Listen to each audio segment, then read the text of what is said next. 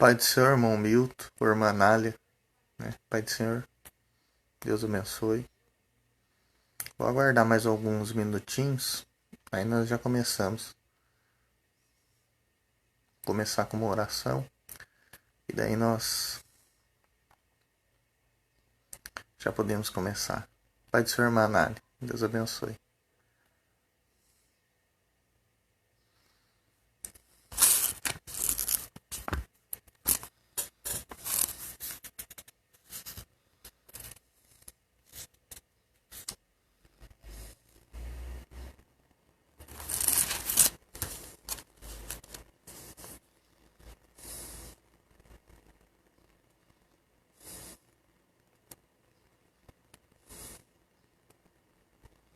Pai do Senhor, Pastor Elcio, Deus abençoe, Pastor Elcio. Tudo bem? Eu falei para a irmã Anália que eu vou dar um tempinho aqui, né?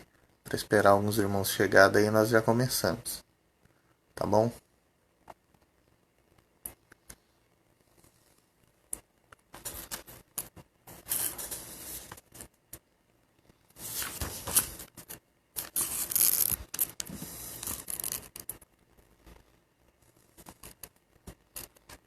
Oi, Gisiel, Pai do Senhor, Deus abençoe. Seja bem-vindo.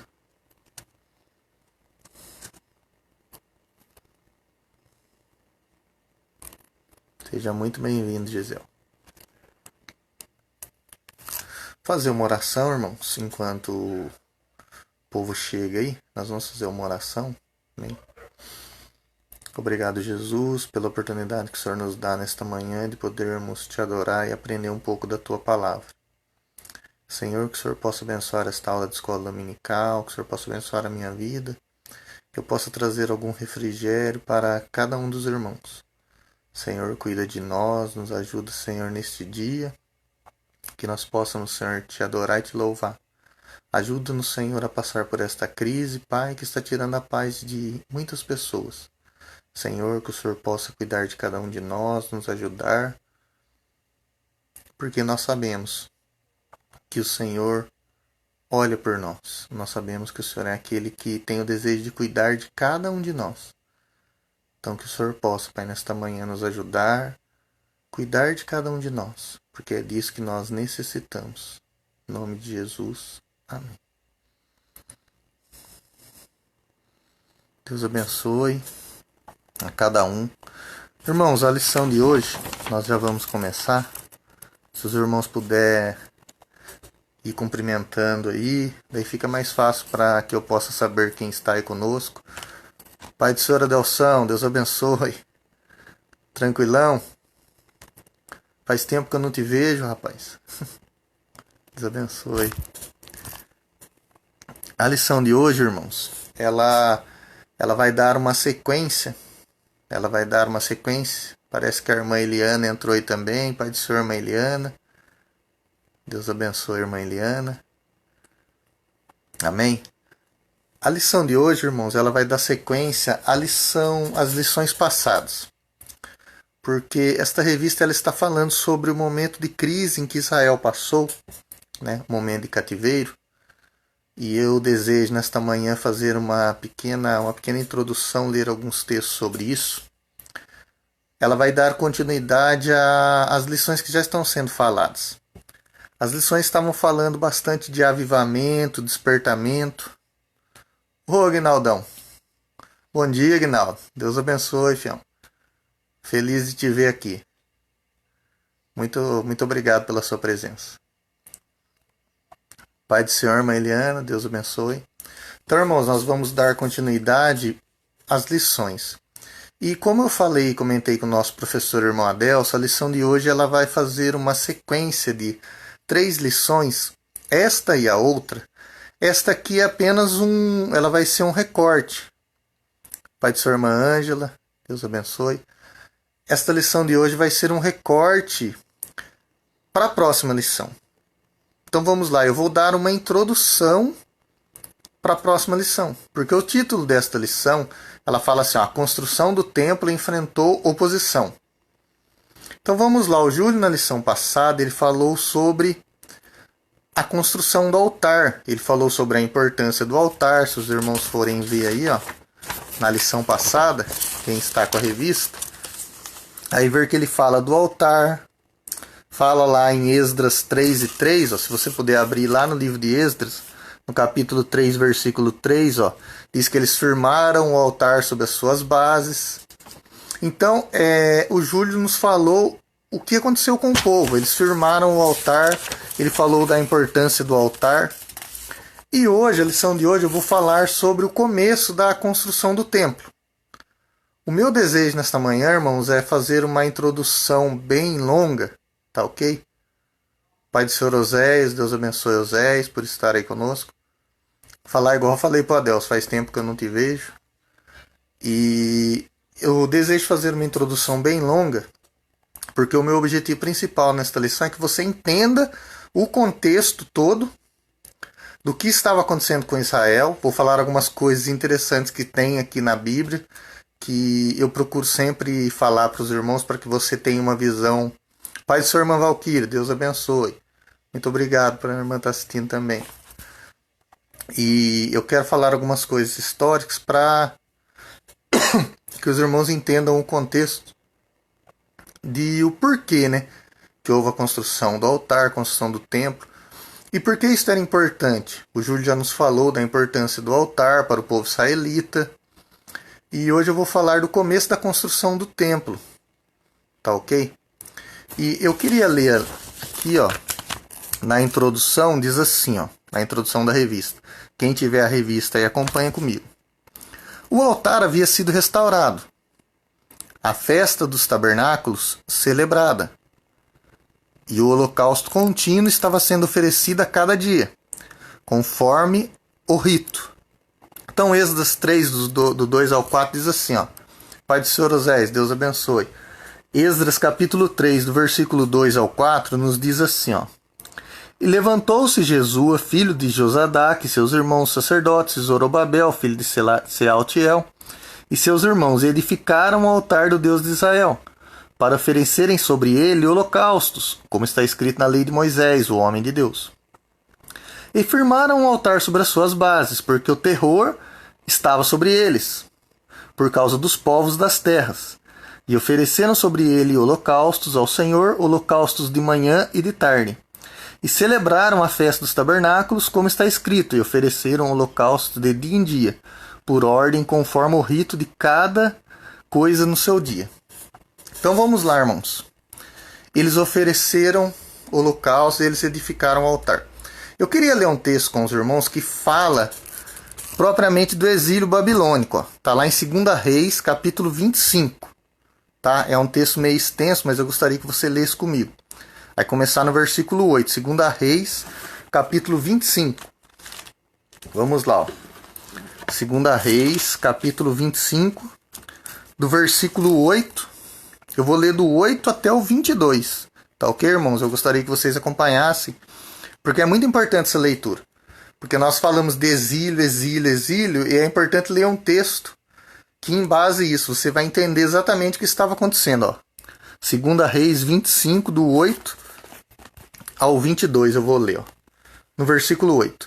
E no 5º mês do 7º dia do mês, este era o ano 19º de Nabucodonosor, rei da Babilônia. Veio Nebuzaradã, capitão da guarda, servo do rei da Babilônia, a Jerusalém. Então, olha só, o contexto era ocupação de Nabucodonosor, que era o rei da Babilônia, de Jerusalém. Então, vamos lá. Versículo 9. O que Nabucodonosor fez? Ou o capitão da guarda, o Nebuzaradã? Queimou a casa do Senhor e a casa do rei, como também todas as casas de Jerusalém, todas as casas dos grandes, queimou. Presta atenção nisso, ó. Todas as casas dos grandes queimou. E você pode comentar aí, tá, irmãos? Eu gosto de interagir com os irmãos.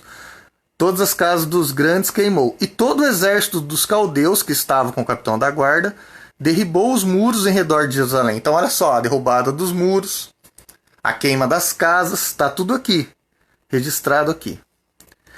E o mais do povo, agora isso aqui, por que eu quis ler aqui, irmãos? Por que eu quis ler aqui? Isso aqui é bastante interessante, ó. Olha o versículo 11. Ele queimou a casa dos grandes, derrubou os muros. Olha só, Adelson.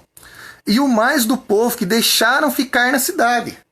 Então, olha só, não foi todo o povo de Jerusalém que foi exilado na Babilônia. Eles deixaram um povo na cidade, ó. E o mais do povo que deixaram ficar na cidade, e os rebeldes que se renderam ao rei da Babilônia, e o mais da multidão. Nebuzaradã, o capitão da guarda, levou-o preso. Porém, dos mais pobres da terra, deixou o capitão da guarda ficar alguns. Por que ele deixou ficar alguns? Olha, o capitão da guarda deixou ficar. De quem, irmãos? Dos mais pobres da terra. Então, olha só, quando você vê o livro de Daniel, que mostra um contexto bem interessante sobre isso, o livro de Jeremias, o próprio livro de Zacarias, Ageu, que vai ser falado na lição que vem pelo nosso irmão Adelso, que vai dar um contexto bem legal de Zacarias e Ageu, que também fizeram parte desta reconstrução do altar. Ô, meu amigo Tele, bom dia, Tele. Olha só, porém dos mais pobres, Deus abençoe você, porém dos mais pobres da terra deixou o capitão da guarda ficar ali alguns, para vinheiros e para lavradores. Então olha só o que eles fizeram. Eles levaram o povo mais sábio, mais rico, acabaram com as casas deles e deixaram os mais pobres. Então tinha um povo que ficou em Jerusalém. Tinha um povo que ficou ali. Quebraram mais os caldeus as colunas de cobre que estavam na casa do Senhor, como também as bases e o mar de cobre que estavam na casa do Senhor, e levaram seu bronze para a Babilônia. Também tomaram as caldeiras e as pás, e os apagadores, perfumadores e tal, e todos os vasos de cobre com que se ministrava. Também o capitão da guarda tomou os braseiros, as bacias, que eram de ouro puro, tal. É lógico que eles iam pegar o que está de ouro, né? Também o capitão da guarda tomou os braseiros, tal. As duas colunas, um mar, e as bases que Salomão fizera para a casa do Senhor, o cobre de todos esses bases, não tinha peso. A altura de uma coluna, tal. Aí fala no 18 que o capitão da guarda tomou a Serafás, o primeiro sacerdote, tal. E da cidade tomou a Onuco. Aí no versículo 20, tal, trouxe ao rei da Babilônia, o rei. Versículo 21, o rei da Babilônia os feriu e os matou em Dibla, na terra de Amate. E Judá foi levado preso para fora da sua terra. Porém, quanto ao povo que ficava na terra de Judá, Nabucodonosor, rei da Babilônia, olha, presta atenção no 22, ó. Porém, quanto ao povo que ficava na terra de Judá, Nabucodonosor, rei da Babilônia, que o deixara ficar, pôs sobre ele por maioral a Gedalias, filho de Aicão, filho de Safã. Então, olha só, irmãos. Bom dia, Tere. Filho de Safã. Olha só. Eles levaram os mais inteligentes, os mais formosos, para a Babilônia. Tanto que Daniel, né, Ananias, Misael e Azarias, eles eram jovens inteligentes. Então olha só, irmãos, eles pegaram os mais inteligentes e os coitados dos mais pobres ficaram para ser vinhateiros, para cuidar da terra, né? Só que eles deixaram alguém tomando conta. Então olha só, eu queria dizer algo para os irmãos. Antes do cativeiro babilônico, o povo de Israel ele entendia o seguinte: eles tinham uma ideia de um Deus que era ligado ao espaço e à terra em que eles viviam. Deixa eu ver se eu consigo me explicar melhor. A ideia dos israelitas era o seguinte: o nosso Deus nunca vai nos tirar da nossa terra. Nós nunca vamos sair dali, porque nós adoramos o nosso Deus, nós somos o povo eleito e tal, tal, tal. Então a ideia que eles tinham é: Deus ele comanda a terra, o espaço, ele comanda a nossa terra, que nós estamos ali, o nosso espaço. Quando eles foram exilados, eles entenderam o seguinte, ó.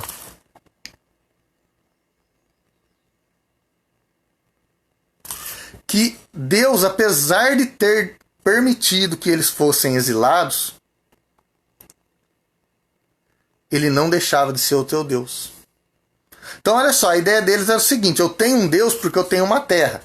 Eu tenho um Deus porque eu tenho um altar. Eu tenho um Deus porque eu tenho um templo. A partir do momento que eles foram exilados, o que aconteceu com eles? A visão divina deles mudou.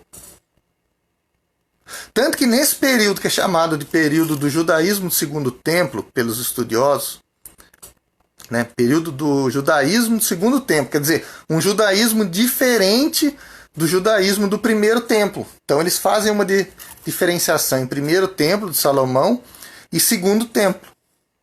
Esse templo que vai ser reerguido, irmãos, por Zorobabel, Ageu e Zacarias, ele é o mesmo templo que Herodes, no tempo de Jesus, é o mesmo templo da época de Jesus. Só que o que aconteceu? Eles reconstruíram esse templo, Zorobabel, Esdras, Zacarias, Ageu, eles reconstruíram de uma forma bem simples. E Herodes, quando ele chega lá no Novo Testamento, após o período persa, tá ok? Que daí os persas libertaram os judeus da Babilônia, certo? Com o rei Ciro e tal. Aí nesse período que eles tiveram contato com as religiões dos persas, tá ok? Em que surgiu o contexto da apocalíptica judaica, da ideia de apocalipse e tal, da ideia dos demônios, que não era tão bem construída até antes do cativeiro. Antes do cativeiro você tinha a ideia do adversário que aparece lá em Jó, certo? Que é o Satã. Mas era uma ideia não de Satanás, do inimigo de Deus. Essa ideia do inimigo de Deus, ela surgiu por causa do dualismo persa. Que ele tinha a ideia de que tem um mal e tem um bem. Tem a luz e tem as trevas. Essa ideia ela é totalmente do povo persa. Tá ok? Então, o povo judeu, ele incorporou essas ideias a eles. Tá ok? Então, a visão de Deus deles mudou. Eles entendiam assim, eu tenho um Deus porque eu tenho uma terra. Quando eles perderam a terra, eles entenderam, não, eu tenho um Deus porque ele é o meu Deus e eu o adoro. Então, eles tiveram que lutar. É lógico que muitos judeus, eles acabaram caindo para o lado da religião persa. Só que Ciro, ele era inteligente, né? Ele entendia o sincretismo religioso e tal, ele entendia isso. Tanto que ele deixou os judeus voltarem para a sua terra e tal. Mas havia uma miscigenação ali, uma mistura de povos. Tá ok? Então, só para a gente introduzir. Eles entenderam que eles podiam adorar a Deus em terra estranha. Apesar do Salmo 137, né, ser espetacular, vamos ler o Salmo 137, que fala da dificuldade do povo judeu lá, ó. A tristeza dos judeus no cativeiro. Olha que salmo, ó. Junto aos rios da Babilônia, nos assentamos e choramos, lembrando-nos de Sião. Nos salgueiros que há no meio dela, penduramos as nossas harpas. Porquanto aqueles que nos levaram cativos nos pediam uma canção. E os que nos destruíram, que os alegrássemos, dizendo, cantai-nos um cântico de Sião. Pastor Abner, Deus abençoe. Cantai-nos um cântico de Sião. Então, eles se entristeceram. Na hora que eles falaram, mas como entoaremos o cântico do Senhor em terra estranha? Esse salmo ele nos mostra a tristeza do povo judeu por estar cativo. Ninguém fica feliz de estar cativo, mas se você ler a história do povo de Israel, você vai ver que quando eles foram libertados por Ciro, pelo povo medo-persa, o que acontece? Algumas famílias quiseram continuar na Babilônia, porque eles criaram laços, criaram vínculos. Então eles tinham uma certa liberdade na Babilônia. Eles eram exilados, mas tinham uma certa liberdade. Então eles aprenderam que apesar desse salmo aqui, eles podiam adorar o seu Deus em terra estranha. Porque a ideia primeira deles era, o Deus está ligado à terra. Depois do cativeiro babilônico, não, Deus está ligado à minha adoração. Deu para os irmãos entender que o pensamento cristão, ele vai se delineando, ele vai se construindo com o decorrer dos anos. Há uma construção do pensamento cristão. Eu entendo Deus de uma forma, eu entendo Deus de outra forma. Por isso que quando chega no Novo Testamento tem a ideia do diabo, tem a ideia do adversário, tem a ideia de Satã, tem a ideia lá de que a possessão demoníaca. No Antigo Testamento tem raríssimos casos que dá um vislumbre de possessão demoníaca. Isso só acontece após a libertação do cativeiro babilônico. Então já dá para os irmãos entender que o pensamento judaico ele mudou, ele se reformulou. Tá ok? Ele se reformulou. Houve uma mudança ali. Bem grande. Tá bom? Então essa é uma pequena introdução que eu quero dar para os irmãos. Tem mais algumas coisas que eu quero falar aqui. Outra coisa, para que nós possamos entender o livro de Esdras, nós temos que colocar uma coisa na nossa cabeça. Eu queria que você fosse comigo lá no livro de Esdras, no capítulo 1. Vai lá comigo, volta lá comigo, por favor, quem está acompanhando aí.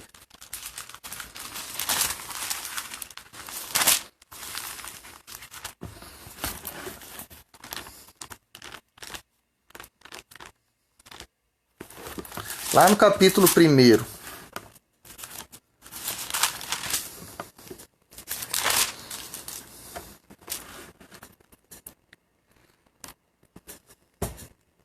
Já voltou? Olha só. Esdras capítulo 1, versículo 1. Olha o que diz aqui. Deixa eu ler o que o Adelso fala aqui. Por isso a conversa samaritana com Jesus questionando o local de adoração. Exatamente, Adelso. Nós vamos falar um pouquinho dos samaritanos, que eles foram o povo opositor dos judeus. E por que aconteceu isso e por que tem essa adoração do templo, né? Obrigado, Adelso. Exatamente isso. Porque houve um sincretismo. E ao contrário do que muitos pensam, samaritano não é sinal de pecador. É sinal de pessoa que adorava Deus de uma outra forma. Porque foi misturado, houve um sincretismo ali. Tá ok? Por isso que eles tinham uma adoração ao Deus de Israel, só que era em outro templo. Tá? Então vamos lá, mas eu queria que vocês focassem aqui em Esdras. Obrigado, Adelso. Vamos continuar, irmãos, interagindo. Esdras, capítulo 1, versículo 1. É muito importante isso aqui para você entender o contexto, tá ok?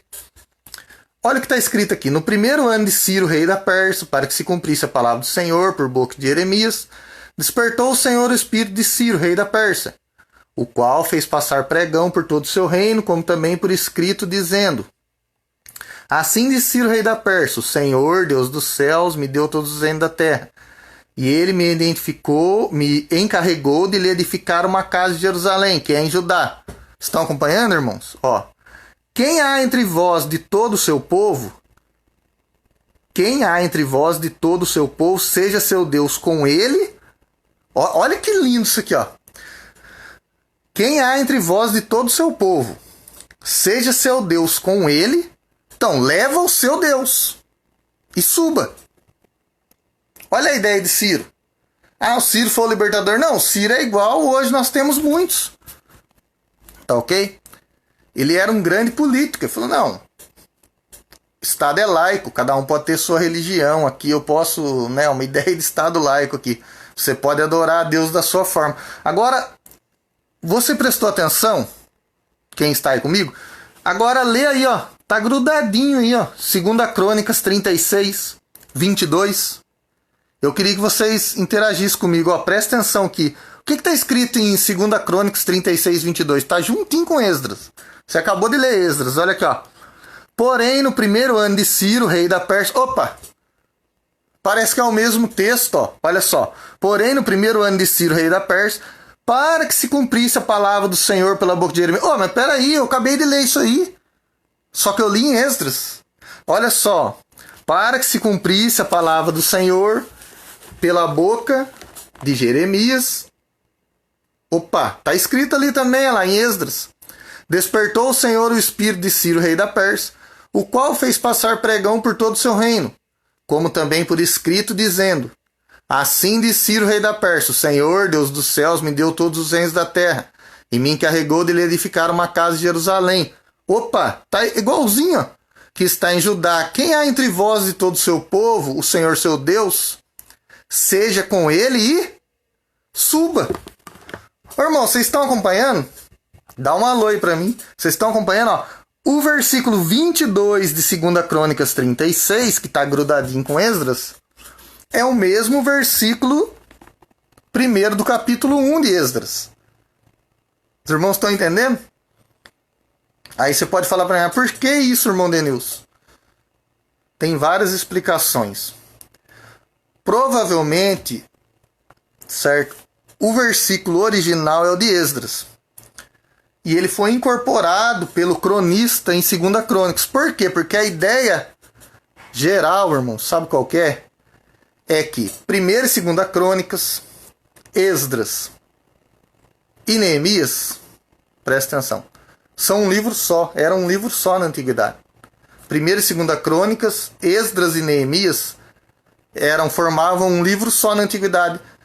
Era o que era chamado de o livro do cronista. Tá ok? Apesar de nós dividirmos por nome Esdras, Neemias, quando você vai ler Adelso, Osés, Pastor Elcio, os irmãos que aqui estão, quando você vai ler, você lê em conjunto 2ª Crônicas, Esdras e Neemias, você vai ver que é um texto só.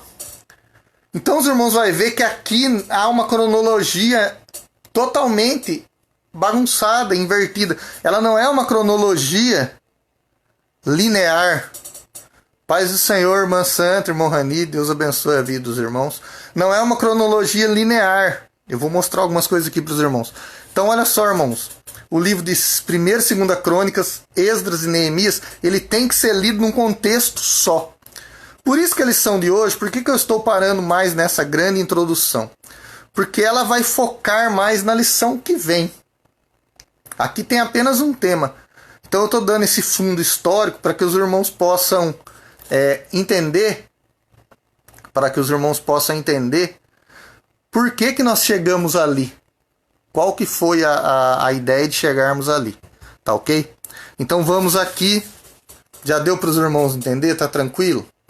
Dá um alôzinho aí pra gente. Nosso irmão Anderson, Pai do Senhor. Vamos lá. O tópico 1 da lição diz assim: os alicerces do templo são lançados. Depois que os materiais para a construção do templo chegaram, segundo a concessão feita pelo rei Ciro da Pérsia, Zorobabel e os que haviam voltado do cativeiro lançaram os alicerces do templo. Está lá em Esdras 3 e 8. Na lição passada, eu tomei um cuidado para que eu não venha a falar coisas da lição passada. Na lição passada, se os irmãos forem ver, certo? Se você for olhar a lição, o escritor ele citou até o versículo 6 e 7. Tá ok? Ele não falou do versículo 8 em diante de Esdras, 3 e 8. A lição ela não nos fala. E aqui, ó, quando você vai em Esdras 3 e 8, a lição passada, ele diz assim, ó: e no 2º ano da sua vinda à casa de Deus, em Jerusalém, no 2º mês, começaram Zorobabel, filho de Sealtiel, e Jesua, filho de Jeozadak, e os outros irmãos sacerdotes levitas, e todos que vieram do cativeiro, e constituíram levitas da idade tal, para que avisassem. Então se levantou Josua, para que vigiasse os que faziam. Versículo 10. Quando, pois, os edificadores lançaram os alicerces do templo do Senhor, então apresentaram-se os sacerdotes já revestidos e com trombetas, e os levitas, filhos de Asaf, com saltérios e tal. Versículo 10, ó. Quando, pois, os edificadores lançaram os alicerces do templo do Senhor. Então a ideia é o seguinte. Obrigado, Osés, pelo joinha. Interagir com a gente. A ideia é a seguinte, eles lançaram os alicerces. Só que quando você vai olhar para o hebraico, irmão, essa palavra aqui na ideia de alicerce, ela também engloba a construção. Lembra da ideia que eu falei que um texto está ligado ao outro? Todos esses livros, 1ª e 2ª Crônicas, Esdras e Neemias, eles falam de um assunto só. Reedificação do templo e dos muros. É um assunto só. É um conjunto. Tá ok? Um completa o outro. Você vai ver na lição que o Adelso vai dar semana que vem, que Ageu, ele fala muitas coisas que está escrito aqui, entendeu? Ageu é um excelente contexto para isso aqui. Nós vamos até falar de Ageu um pouquinho. Mas então aqui, quando fala de edificar os alicerces, ele está falando sim, pode estar falando também na construção já em geral. Tá ok? Todos apresentavam muita animação para o trabalho. Os alicerces, o lançamento dos alicerces foi celebrado com uma solenidade. Os sacerdotes aparamentados e com trombetes, e os levitas, filhos de Asaf, com saltérios, para louvarem ao Senhor, conforme a instituição de Davi, rei de Israel. Está lá no versículo 10 que eu li para os irmãos. Todos os que assistiram ao lançamento dos alicerces expressaram seus sentimentos com tão grande júbilo, que as suas vozes se ouviam de muito longe. Olha o versículo 12 e 13. Porém, muitos sacerdotes e levitas e chefes dos pais já velhos, que viram a primeira casa sobre o seu fundamento, olha que bonito, ó. Os antigos que viram a construção do Templo de Salomão, olha que bonito esse versículo, irmãos. Que viram a primeira casa sob seu fundamento, vendo perante seus olhos esta casa, choraram em altas vozes. Mas muitos levantaram as vozes com júbilo e com alegria. Houve choro, júbilo e alegria.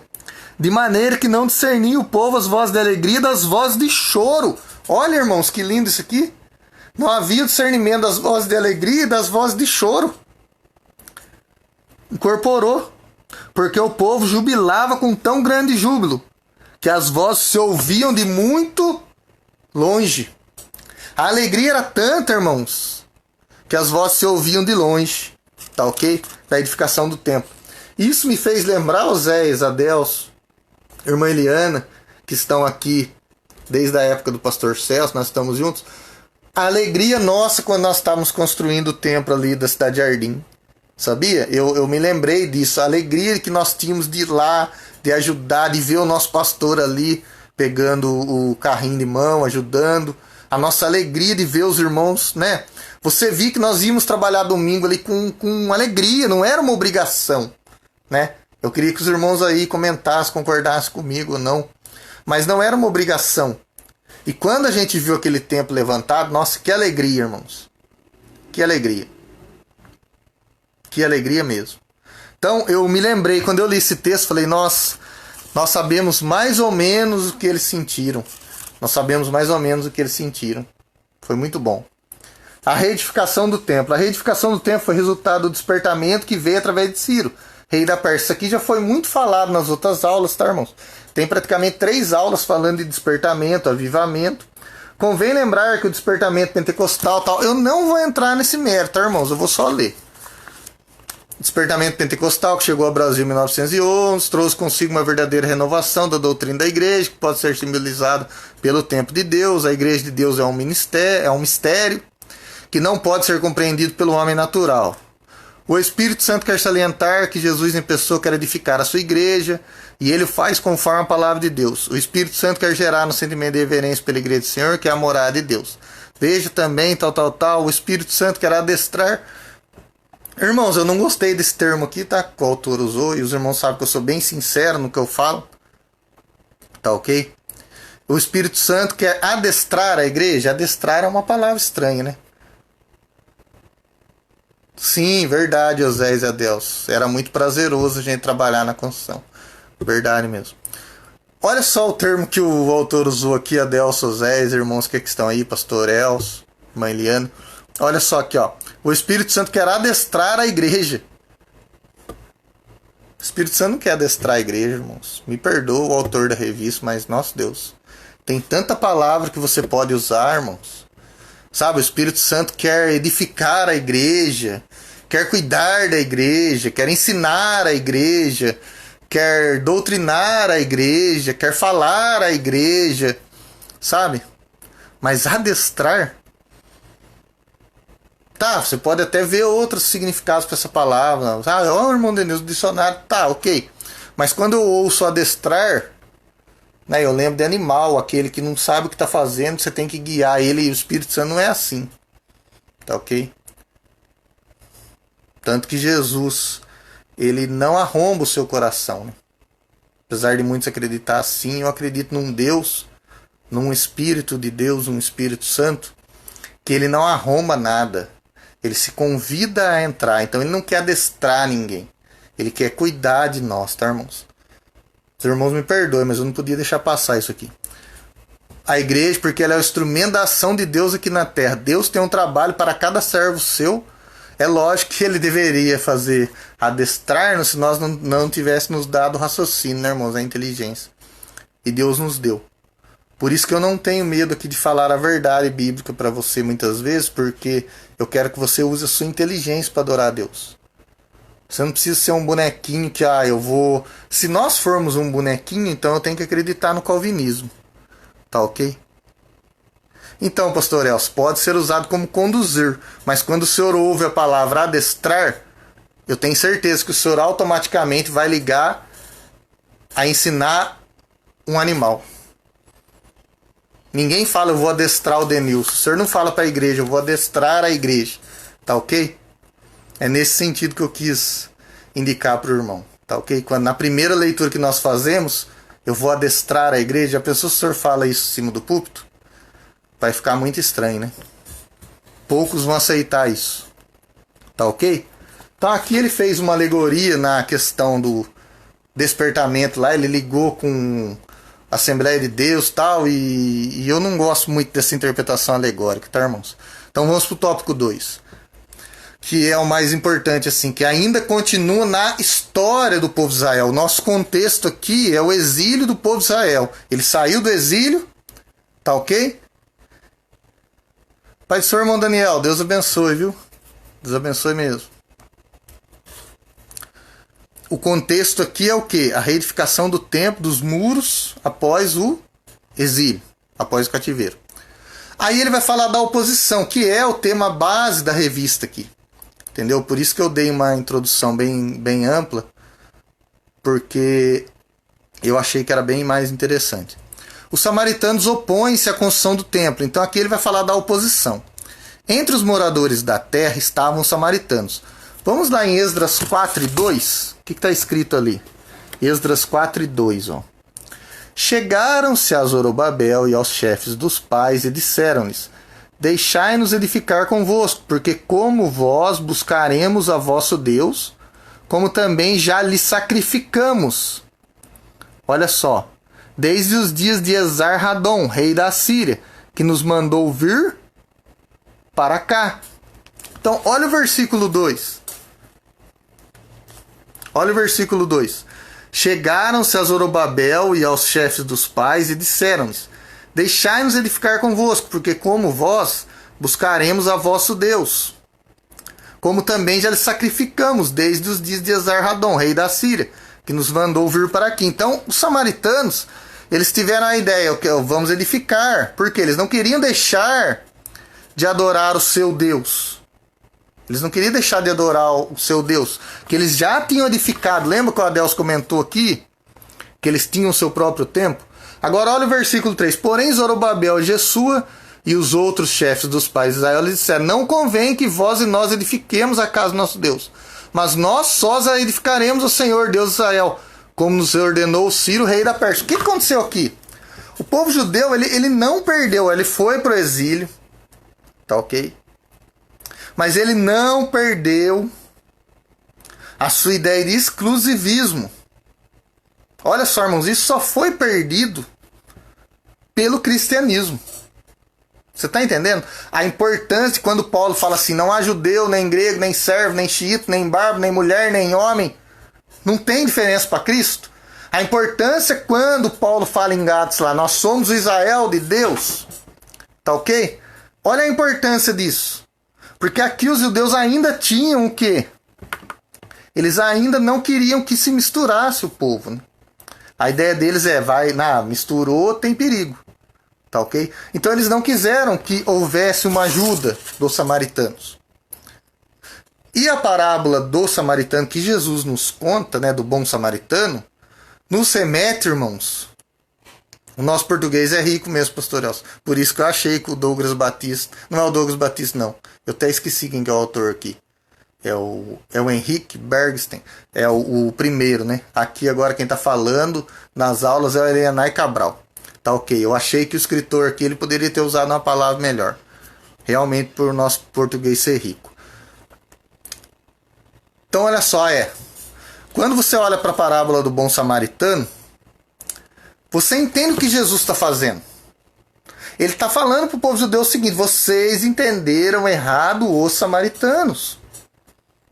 Por que ele usou um samaritano? Jesus era maluco? Não. Toda a passagem de Jesus tem um ensinamento profundo. Porque Jesus, ele conhecia o Antigo Testamento. A Bíblia deles era o Antigo Testamento, era a lei judaica. Tá certo que era a Septuaginta, que era em grego, tal, até Jesus lia ela. Mas era o Antigo Testamento, tá ok? Então ele falou assim: vocês entenderam errado o samaritano. Samaritano não são esse bicho que vocês estão falando.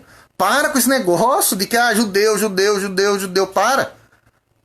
Não é só o judeu que pode ser salvo. Todo mundo que aceitar a Cristo, que buscar a Deus. Então, irmãos, olha só. É isso que eles estão falando. Olha aqui, ó. Quando Nabucodonosor levou o reino de Judá cativo para a Babilônia, os samaritanos passaram a morar na terra. Esses eram descendentes de uma mistura de gente que o rei da Síria tinha deslocado para a cidade de Samaria, depois dele ter levado as 10 tribos do reino do norte em cativeiro para a Síria. Então presta atenção. Houve lá o cativeiro assírio, que foi em 720, tá ok? O cativeiro babilônico foi em 580. Essa reconstrução do templo aqui, ela foi feita entre 520 e 515, tá ok? Então olha só a diferença de tempo. Só que esses samaritanos são lá do exílio da Síria, de 720, que houve a diáspora e tal, eles saíram e tal. Eles se deslocaram para a cidade de Samaria depois dele ter levado as 10 tribos do norte. Então o samaritano nada mais é do que um judeu assírio. Tá ok? Ó. Quando Nabucodonosor levou o reino de Judá cativo para a Babilônia, os samaritanos passaram a morar na terra. Esses eram descendentes de uma mistura de gente que o rei da Síria tinha deslocado para a cidade de Samaria, depois dele ter levado as 10 tribos do reino do norte em cativeiro para a Síria. Tá ok? Eram pagãos que haviam sido ensinados acerca do Deus de Israel. Mas eles também eram judeus, mas eles eram judeus do reino do norte. Tá ok? Eles adoravam da sua forma. Assim os samaritanos continuavam servindo aos seus deuses. Olha isso aqui, ó. Mas também temiam ao Senhor. 2 Reis 17. O que diz ali, ó? 2 Reis 17. 2 Reis está um pouquinho para trás aí, ó. 2 Reis 17. Do 23 ao 33. O que diz aqui, ó? Até que o Senhor tirou a Israel de diante da sua presença, como falara pelo ministério de todos os seus servos profetas. Assim foi Israel transportado da sua terra à Síria, até o dia de hoje. E o rei da Síria trouxe gente de Babel, de Cura, de Ava, de Amate, Sefarvaim e fez habitar na cidade de Samaria, em lugar dos filhos de Israel. E tomaram a Samaria em herança e habitaram nas suas cidades. E sucedeu que no princípio da sua habitação ali não temeram ao Senhor. E mandou o Senhor entre eles leões que mataram alguns deles. Pelo que falaram ao rei da Síria, dizendo: a gente que transportasse e fizesse habitar na cidade de Samaria não sabe o costume do Deus da terra, pelo que mandou leões entre ela, e eis que o matam, porquanto não sabe o culto do Deus da terra. Então o rei da Síria mandou dizer: levai ali um dos sacerdotes que transportasse de lá, que ele vai e habite lá, e lhes ensine o costume do Deus da terra. Então olha só, o rei da Síria mandou um sacerdote para ir lá ensinar o povo a adorar o Deus de Israel. Então no meio dos samaritanos havia pessoas que adoravam o Deus de Israel de verdade. Havia o sincretismo? Havia. Como na nossa igreja, irmãos. Tem pessoas que... Nossa igreja que eu falo, não estou falando em geral a Cidade Jardim, tá? Que senão o povo vai entender errado. A nossa igreja cristã geral, mundial, tá? A nossa igreja. Quantas pessoas estão em denominações que você fala assim, é seita? Mas que Deus conhece o coração e eu acredito que pode ser salvo. Você pode até discordar de mim, mas eu acredito nisso. Então, havia pessoas ali que adoravam o Deus verdadeiro. Tá ok? Quando eles chegaram, eles falaram: não, eles vão edificar, eles vão atrapalhar a nossa adoração. Você está entendendo? Vamos colocar o nosso contexto. Chega um povo lá dentro da nossa igreja ali da Cidade Jardim e fala assim: Pastor Elcio, Oséias, Adelso, chega lá e fala assim: não, agora, a partir de agora, vocês não vão adorar essa Bíblia mais. É essa Bíblia aqui. Não, nós vamos fazer o seguinte, nós vamos pegar esse templo aqui, nós vamos derrubar, fazer outro, vai ser uma outra forma. Nós íamos aceitar, irmãos, que estão aí assistindo? Lógico que não. Porque para nós, a nossa fé é a verdadeira. Só que pro povo que vai vir na nossa igreja e falar assim: vamos derrubar a sua igreja e fazer outra, a fé deles é a verdadeira. Tá ok? Então os samaritanos, o que Jesus quis fazer na parábola do bom samaritano? Gente, os samaritanos não são esse bicho. E eu posso contextualizar isso para nós hoje, irmãos, para que você entenda o seguinte: irmão Denilson lê literatura católica, lê literatura tal. Leio porque eu quero conhecimento. Eles têm muita coisa para nos ensinar. O que eu não gostar, eu vou pegar e vou deixar de lado. Você lê literatura reformada? Lógico, eu preciso ler. Os pentecostais produzem não muito. Agora está produzindo até bastante. Mas quem produz mais são os reformados. Quando você quer saber alguma coisa, né, bem profunda, você vai buscar esse tipo de conhecimento. Então a ideia dos samaritanos ali é o seguinte: eles estavam defendendo seu território. Tá ok? Eles estavam defendendo o seguinte: eles aprenderam lá na Síria o seguinte: sincretismo religioso é bom. Eu posso adorar o Deus de Israel e vários outros deuses. O povo de Israel falou: não, é um Deus só. Então houve essa cisma. Tá ok? Houve essa cisma. Vamos lá. Os samaritanos tentam frustrar a construção do templo. A maldade dos samaritanos levou-os a enviar uma carta ao rei da Pérsia, contendo acusações mentirosas contra os judeus. Esdras 4, 12 e 13. O que diz aí? Ó? Vamos lá. Esdras 4, 2 e 13. 12 e 13, perdão. Saiba o rei que os judeus que subiram de ti vieram a nós a Jerusalém e edificam aquela rebelde e malvada cidade. E vão restaurando seus muros e reparando seus fundamentos. Agora saiba o rei que se aquela cidade reedificar e os muros se restaurarem, eles não pagarão os direitos, os tributos e as rendas, e assim se danificará fazendo eis. É lógico, irmãos. Quero que os irmãos entendam aquilo que eu estou. Irmã Sueli, Pai do Senhor, Deus abençoe, viu? É lógico, eu quero que os irmãos entendam o seguinte: é lógico, irmãos, que tem pessoas de todo tipo, em todo quanto é tipo de religiões.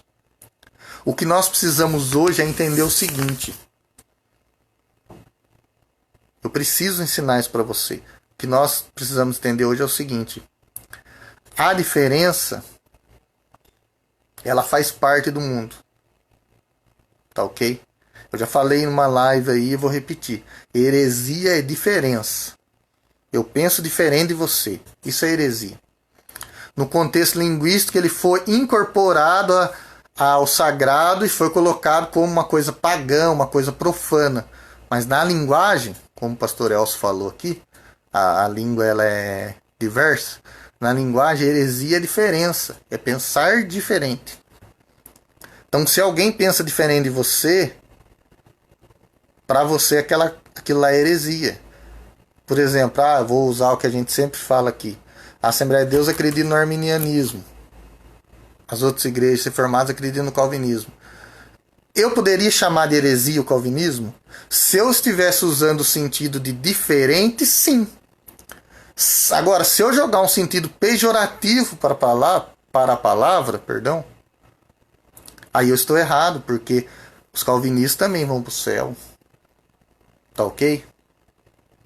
Então, que os irmãos possam entender. Então, o contexto aqui: existia no meio dos samaritanos pessoas que adoravam a Deus, porque senão Jesus não contaria a parábola do bom samaritano e colocaria um samaritano ali. E olha só, eu não me lembro agora, acho que é Pedro e João, tá lá em Lucas, tá? Eu vou tentar achar essa palavra aqui. Espera aí, é Lucas 10, eu acho.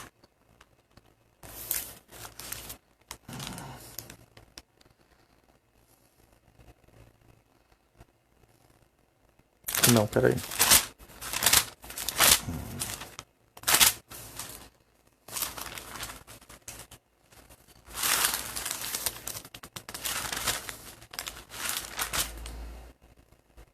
Acho que é Lucas 10 mesmo, peraí.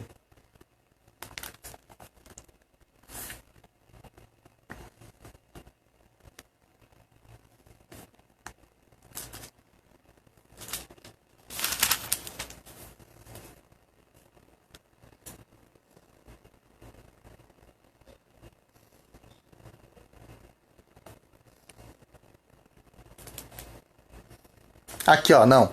Lucas 9. Achei a palavra, irmãos. Lucas 9. Quando nós fazemos essa separação, não é da minha fé, ele não presta, nós estamos errados. É isso que eu estou querendo passar aqui. Vamos ler Lucas 9, 51. Olha lá, lê lá comigo, Lucas 9, 51. Eu quero que você acompanhe ali, ó. Lucas 9, 51. E aconteceu que, completando-se os dias para a sua assunção, quer dizer, Jesus ele ia morrer, ele ia ressuscitar e tal. Lucas ele já está contando a história que já tinha acontecido, tá? Lucas foi escrito lá pro ano 70 depois de Cristo, então ele está contando a história que já tinha acontecido. Completando-se os dias para sua assunção, manifestou o firme propósito de ir a Jerusalém. E mandou mensageiros diante da tua face. E indo eles, entraram numa aldeia de samaritanos, para lhes prepararem pousada. Mas não o receberam, porque o seu aspecto era como de quem ia a Jerusalém. Olha só, eles viram o samaritano. Aí o samaritano não recebeu o povo de Jerusalém. Olha só aí, ó, olha o que a intolerância faz. Olha o que a intolerância faz. Perdão pela enrolada de língua. A intolerância faz. O povo samaritano viu o povo de Jerusalém e falou assim: peraí, eles são diferentes. Tá ok? Ó, não vou receber, porque eles são de quem ia para Jerusalém. Não vou receber. É a mesma coisa se chegar alguém de outra igreja, irmão, que você não concorda com a doutrina, chegar na porta da nossa igreja e você falar assim: não, você não vai entrar. Irmão, se chegar alguém de qualquer religião dentro da sua igreja e você olhar lá e ver que as vestes dele identificam que ele é de tal igreja, eu não vou citar aqui para não ser antiético, tá? Eu vou ser bem prudente agora, mas pensa aí numa igreja que não é sua, numa religião, tá? Qualquer um, budismo, espiritismo, tá? Testemunho de Jeová, qualquer um. Entra na nossa igreja, a gente identifica pelas vestes, pela roupa. Você não vai deixar entrar? Vai ficar legal? Pensa bem. Então olha só. Mandou mensageiros e eles viram, o povo samaritano viu que o povo era de Jerusalém e falou assim: ó, não vou dar posada. E os seus discípulos, Tiago e João, por isso que eu queria ler, eu ia falar Pedro e João, é Tiago e João. Vendo isso, disseram para Jesus. Olha só. Tiago e João, irmãos, prestem atenção nisso aqui. Isso aqui é importantíssimo para a gente entender o contexto aqui dessa oposição. Tá? Tiago e João falou, não foi recebido pelos samaritanos. Tá ok? Só que qual que é o ensinamento de Jesus que eles já sabiam? E que Lucas colocou muito bem aqui. Jesus falou assim, se alguém pedir... Irmão, a gente tem que ler a Bíblia direito. Jesus não fala assim, se um cristão pedir, se um judeu pedir, se um samaritano... Não fala isso, ele fala assim, se alguém te pedir, anda comigo uma milha, vai com ele 2. Se alguém pedir a capa, dá também a túnica. Ó, você está entendendo? Olha aqui, ó. Eles chegaram, ó, os seus discípulos, Tiago e João, vendo isso, disseram ao Senhor, queres, Senhor, que digamos que desça fogo do céu e os consuma, como Elias fez também, usando a Bíblia.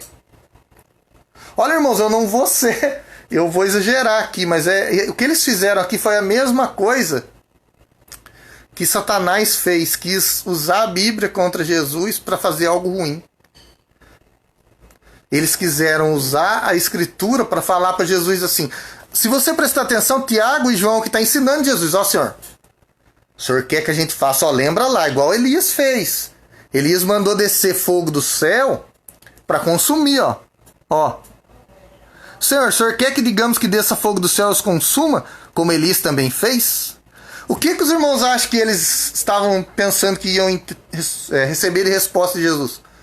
Ó, joia, vamos lá. É a nossa fé, é a nossa religião. Eu sou evangélico, eu sou bandeira, vamos defender. Vai lá e manda descer fogo do céu para acabar com o samaritano. Jesus fez isso? Olha aqui, ó. Olha só. Voltando-se, porém, o que ele fez? Repreendeu-os e disse, vós não sabeis de que espírito sois. Você está entendendo, irmão? Vós não sabeis de que espírito sois. É lógico que muitas pessoas não entendem, irmão. Mas eu não concordar com a doutrina, a fé, se eu falo alguma coisa sobre alguma fé, sobre alguma doutrina, sobre algum aspecto de gênero, eu já sou... Eu já sou fóbico, né? Fóbico alguma coisa, fóbico outra coisa. Eu já sou alguém que estou criticando. E as pessoas não entendem que não concordar não é não tolerar. Então por isso até que eu não gostei daquela palavra adestrar, porque você tem que tomar cuidado com o jeito que você fala, a forma que você fala, o jeito que você transmite a sua fé. Tá ok? O que os discípulos quiseram falar para Jesus? Vamos descer fogo do céu porque eles merecem. O que eles estão querendo dizer? Os samaritanos não nos receberam, vamos matar eles? Tiago e João estão querendo ser assassinos. João, o discípulo do amor. Irmão, a gente lê o texto romantizando. O que o texto está querendo dizer é o seguinte. Eles falaram para Jesus, se o senhor dá permissão para a gente matar eles lá? Porque pela fé deles, eles entendiam que Deus ia mandar descer fogo do céu se ele estivesse correto. Fez com Elias? Ou eu estou errado? Comenta aí, se você desejar. Olha só. Aí Jesus ensinou, vocês não sabem de que espírito sois, porque o Filho do Homem não veio para destruir a alma dos homens, mas para salvá-las. Ô, irmão, presta atenção numa coisa. Quando eu escuto alguém falando que Deus deseja pandemia, Deus deseja isso, Deus deseja o mal, eu lembro de Jesus. E o Deus que se fez manifestar na terra, se fez presença, se fez encarnado. E a encarnação nada mais é do que entrar na carne, tá, irmão? A encarnação de Jesus é o seguinte, Deus entrou na carne humana para vir para a terra. É isso aí. Você está entendendo? Então, olha só. Deus se fez humano para mostrar o seguinte. Eu quero salvar. Eu não quero condenar. Não me aceitou. O Filho do Homem não veio para destruir, mas para salvar. E foram para outra aldeia. É lógico que a nossa lição aqui, eu contextualizei para nós. Porque aqui o que acontece? O povo judeu é lógico que no Antigo Testamento eles tinham essa ideia. E hoje eu não sei, eu não vou afirmar nada aqui. Mas o povo judeu naquela época tinha essa ideia. Eu sou o povo escolhido, eu sou o povo, tá? E só apanhou na Bíblia, só apanhou. Mas a ideia deles era o seguinte. Não pode. E é lógico, a Bíblia está cheia de relatos assim. Não pode se misturar, porque uma fé não vai bater com a outra. Tá ok. Tá ok, isso daí tá certo. E os samaritanos também, os que quiseram, não receberam o povo de Jerusalém, também estavam errados.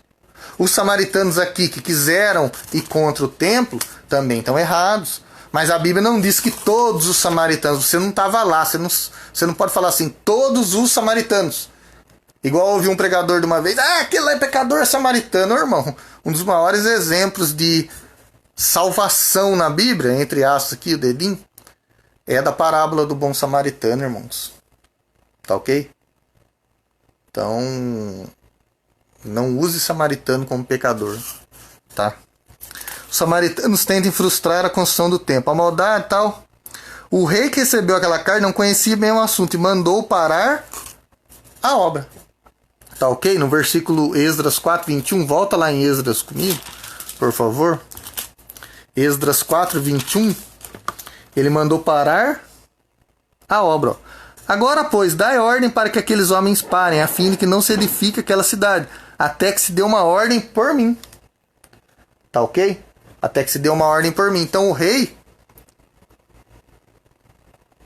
Adelson, muita intolerância. Amém. É o que nós não podemos ter. Se você quer trazer alguém... Por exemplo, se o samaritano queria trazer o povo judeu para ele tinha que ser diferente. Se o povo judeu queria trazer o samaritano para ele tinha que ser diferente. Isso não é algo que nos ensina. Eu não vou ensinar hoje aqui, o povo judeu recebeu oposição dos samaritanos. Eu não vou ensinar você igual era ensinado antigamente nas igrejas. Nas igrejas, tá? Não estou falando da nossa de novo.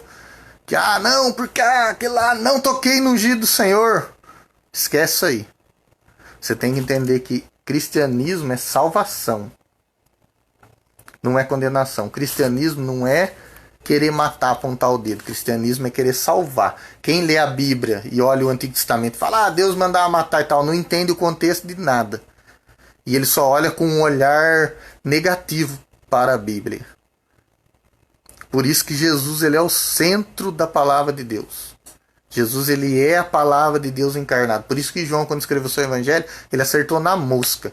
Jesus é o Logos, ele é o Logos, ele é a palavra, ele é a instrução, ele é o ensino, ele é a criação, porque tudo foi criado através da palavra, lá em Gênesis.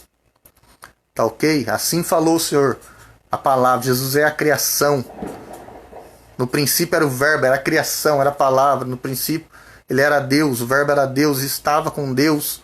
E o mundo foi feito por ele, mas o mundo não o conheceu. Aleluia. Tá ok? Então aqui quando eu olho essa lição, eu não posso, eu tenho que trazer para mim. Tá ok? Eu tenho que trazer para você. Tá ok? Eu tenho que trazer para nós. Tá ok? Vamos lá.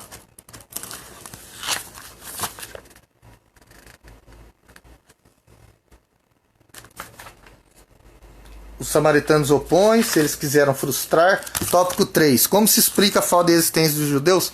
Aqui, irmãos, ele vai falar por que os judeus não resistiram, eles deveriam ter recorrido a Deus e tal. Só que aqui, eu nem vou ler isso aqui, irmãos, porque aí ele fala aqui que o motivo de resistência, ó, vejamos alguns exemplos da história quando foram ajudados pelo Senhor e tal. Então aqui o escritor ele quis dizer o seguinte, ele quis dar exemplos aqui de que o povo judeu não tinha que ter desistido. Houve oposição, o povo judeu parou. Tá ok? Irmãos, presta atenção numa coisa. Não é que o povo judeu parou. O povo judeu, o que aconteceu? Teve uma ordem, acabou. Qual é a ordem do governo hoje para nós? Ó, tome cuidado. Fique em casa, use máscara. Aí olha só. Se você não fizer isso, você vai receber multa. Aí a igreja está fazendo o quê? Não, vamos obedecer. A igreja está obedecendo só por causa da multa? Não. Eu espero que não. As igrejas, tá? Eu não estou falando especificamente da Cidade Jardim, pelo amor de Deus. As igrejas estão obedecendo por quê? Só porque não vai receber multa? Pode ser que algumas sim. Porque ainda tem uns crentes malucos que acham que isso não tem nada a ver. Tá ok? Acha que o vírus não pega no ser humano e tal, essas bobeiras. Mas olha só, foi dada uma ordem. Nós não estamos cumprindo? Aqui foi dada uma ordem. Os judeus estavam cumprindo. Tá ok? Então depois, na lição até do Adelso, você vai ver a interferência de Ageu, de Zacarias e tal. Então eu não vou ler o tópico lá. Tá, o tópico 3 passou aqui, falou de Zorobabel. Falou que Zorobabel era o chefe político do povo judeu e tal. Tópico 4. A reação dos samaritanos quando os judeus cessaram a obra. A tristeza dos judeus. O povo em geral tinha desde o início da construção acompanhado o trabalho com simpatia. Os judeus trabalhavam com muito entusiasmo e com muita união. O povo tinha ouvido falar de que o Deus do céu estava ao lado dos judeus, ajudando-os. E agora, onde estava o seu Deus? Olha a pergunta do autor aqui. Então a ideia é o seguinte, o povo desanimou e deveria ter buscado a Deus. É lógico. É lógico. Se nós tivéssemos desanimado, a nossa igreja não tinha saído, a nossa igreja da Cidade Jardim, agora eu estou falando a nossa. Então você não pode desanimar, sempre tem que ter aquele que deu ânimo. Se você desanimar nessa pandemia, o que acontece com você? Você vai entrar em depressão. Então você tem que lembrar que tem o Deus dos céus. Mas eu quero que você se lembre o seguinte, porque a minha linha de raciocínio é uma só. Como 1ª e 2ª Crônicas, Êxodo e Neemias é um livro só, ele está contando uma história só. Tá ok? Ele está contando uma história só. Certo? Então aqui, ó, é uma história cíclica. O povo judeu não, eles desanimaram por um tempo, tá ok? Desanimaram por um tempo. Mas depois foi reconstruído. Certo? Depois foi reconstruído. Ô Moisés, Deus abençoe de você ter aparecido aí. Amém? Então vamos lá. A tristeza dos judeus. O povo em geral tinha desde o início da construção acompanhado o trabalho com simpatia. Os judeus trabalhavam com muito entusiasmo, com muita união. O povo tinha ouvido falar de que o Deus do céu estava ao lado dos judeus ajudando. E agora, onde estava o seu Deus? Essa pergunta pode ser feita hoje, né? Se eu entender que o Covid é de Deus, que isso, aquilo, aquilo outro, eu tenho que perguntar onde está Deus. Agora, se eu entendo que o Covid é algo natural e que Deus está na ajuda, opa, muda, né? Muda completamente. E eu prefiro essa segunda opção. Covid é algo natural e Deus está na ajuda. Alegria dos samaritanos. Os inimigos dos judeus regozijavam-se grandemente. Certamente os conselheiros foram parabenizados pela sábia e competente ação. Porém, o gozo dos ímpios é de pouca duração. Esse tipo de frase aqui, irmãos, eu entendo que essa revista foi escrita em 1990 e poucos, tá? Mas esse tipo de frase aqui, o gozo dos ímpios, isso não pode ter na nossa mente mais, tá ok? Porque o julgamento final é Deus que vai dar. A gente tem que entender isso, irmãos. Pelo amor de Deus. Você não tem que torcer que essa frase, eu entendo assim, ó. O gozo dos ímpios é de pouca duração. Os ímpios vão perder, não. Você tem que entender o seguinte, os ímpios, eles vão ser salvos. Eles têm que ser salvos, eu tenho que ser instrumento de salvação. Eu tenho que levar a paz, a harmonia, a cordialidade. Tá ok? Então vamos lá.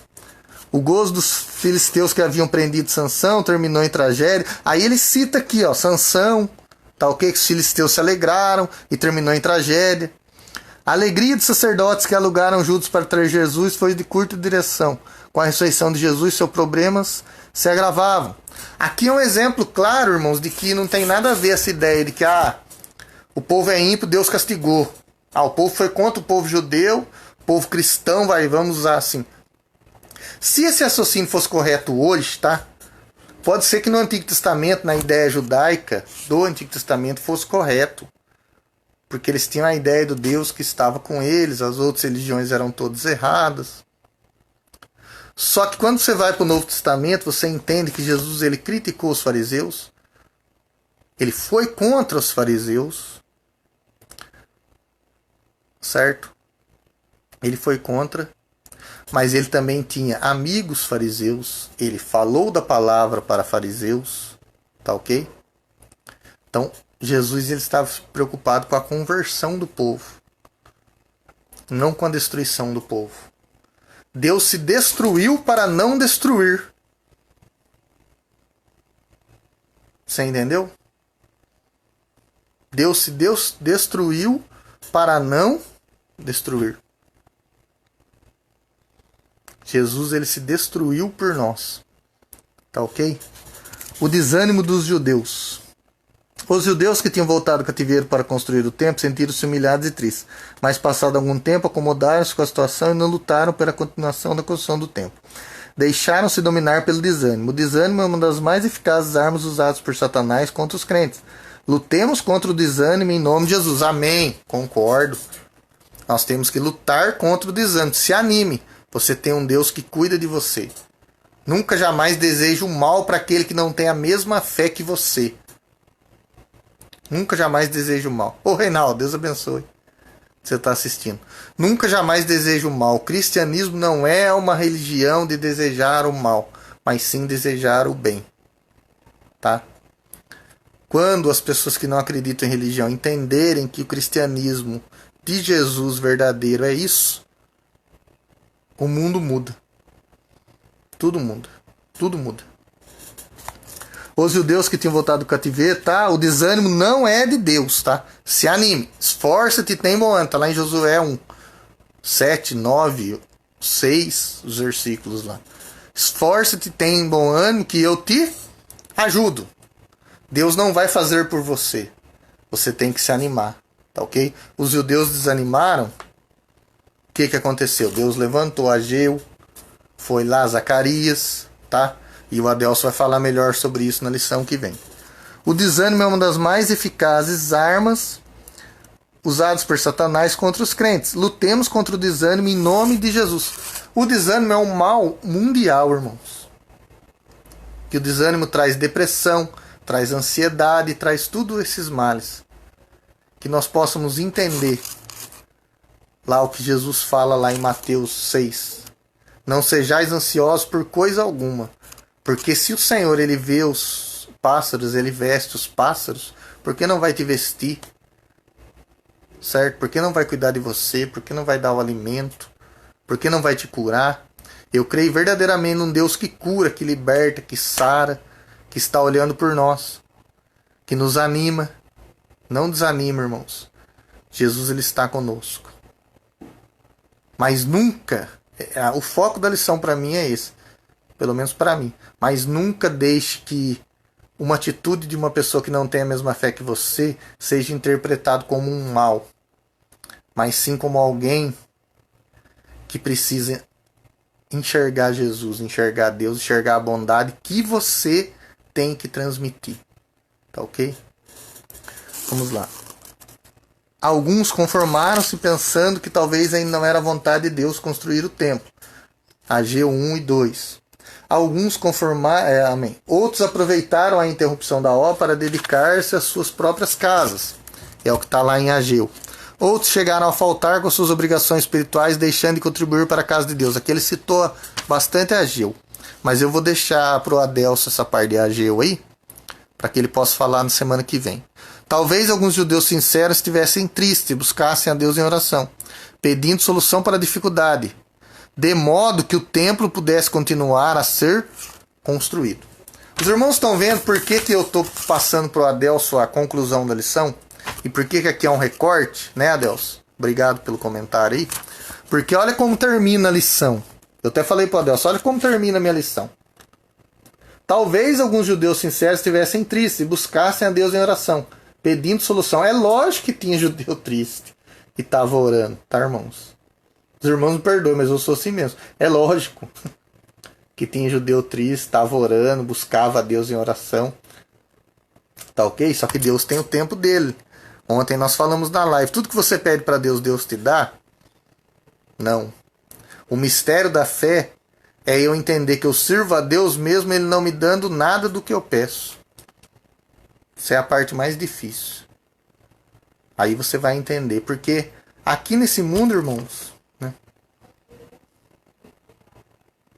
Mas lá no futuro, na Nova Jerusalém, no mundo transformado, Ele vai nos dar paz, vai enxugar nossas lágrimas, vai tirar toda a tristeza, vai nos abençoar. Tá ok? Está lá em Apocalipse, o último livro da Bíblia. O livro da revelação. O livro que chama revelação e fecha a revelação. Bem legal isso, né? Muito legal.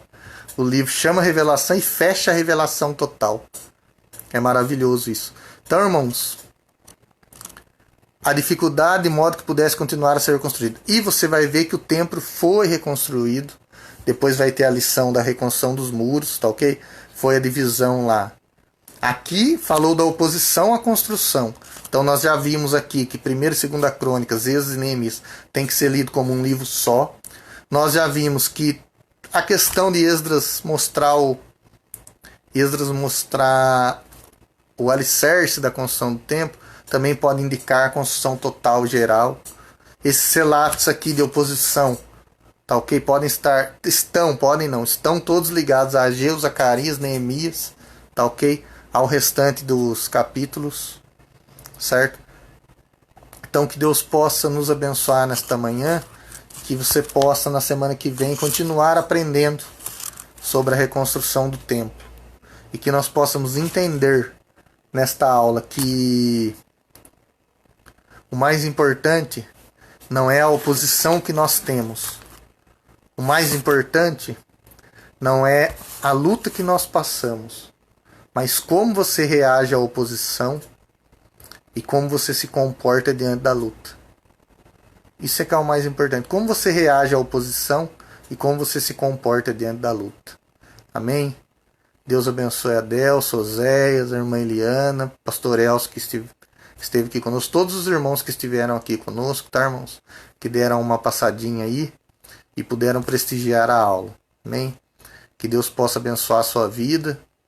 Deus possa continuar cuidando de você.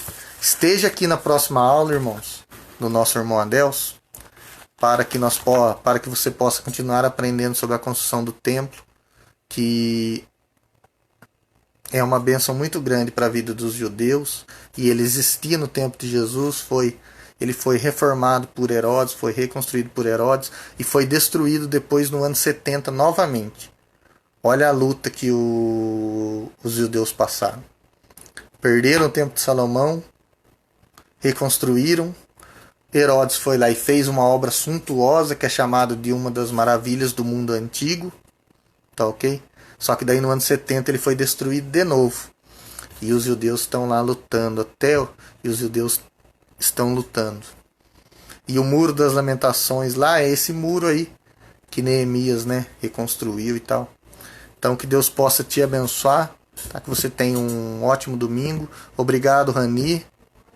Deus abençoe, Deus é bom. Amém, Oséias, Adeus. Deus abençoe a cada um dos irmãos, amém? E que Deus possa falar melhor nos nossos corações. E lembre-se, Deus sempre está com você, independente da luta, da batalha. Deus sempre está com você. Obrigado, irmã Eliana. Deus abençoe.